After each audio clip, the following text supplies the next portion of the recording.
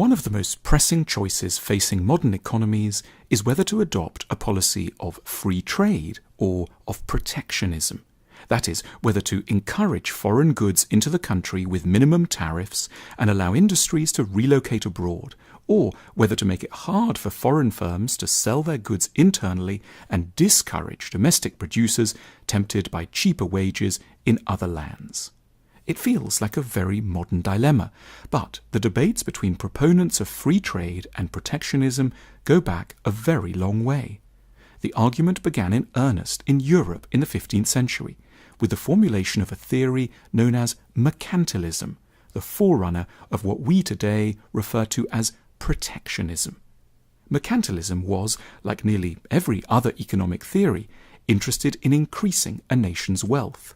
But mercantilists argued that in order to grow richer, a country had to try to make as many things as possible within its own borders and reduce to an absolute minimum any reliance on foreign imports. The role of government was to help local industries by applying huge tariffs on imported goods and discouraging foreign manufacturers from competing with local players. A strong country was one that knew how to provide for itself and could achieve almost total independence in trade, a goal known as economic autarky. The philosophy of mercantilism reigned supreme as the most persuasive theory of economics until the 9th of March, 1776, the publication date of possibly the most important book in the history of the modern world.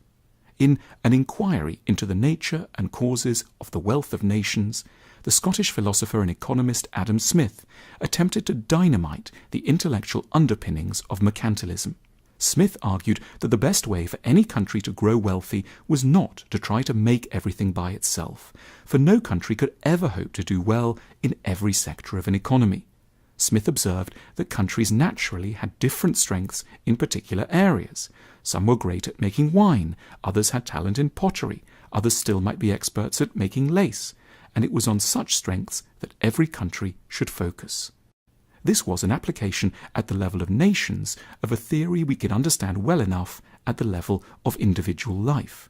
If someone has a natural aptitude for accountancy, it makes no sense for them to spend a considerable part of each day trying also to make cheese, to sew their own trousers, or to learn to play violin sonatas. Far better for the accountant, cheesemaker, tailor, and violinist to specialize in the areas in which they have the greatest advantage, and then trade with others to satisfy their remaining needs. As Smith noted, it is the maxim of every prudent master of a family never to attempt to make at home what it will cost him more to make than to buy. Smith emphasized that if Britain could produce woolen goods more cheaply than Portugal, and if Portugal could produce wine more cheaply than Britain, then it would be beneficial to both parties to exchange the product they could make at a lower cost for the one they could only make at a higher cost.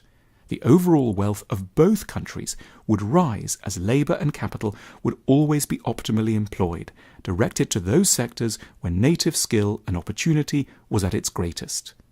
The job of the government was to recognise sectors where there was a national advantage, assist in the education of the workforce, but otherwise reduce tariffs as much as possible and step out of the way. With astonishing speed, Smith's theory convinced most of the economic and political classes of northwestern Europe. In Britain, his ideas were first put to a practical test in relation to the primary foodstuff of the nation, corn. Grain prices had for many years been protected by government decrees. Cheaper foreign grain had been kept out, apparently in order to protect jobs and national wealth.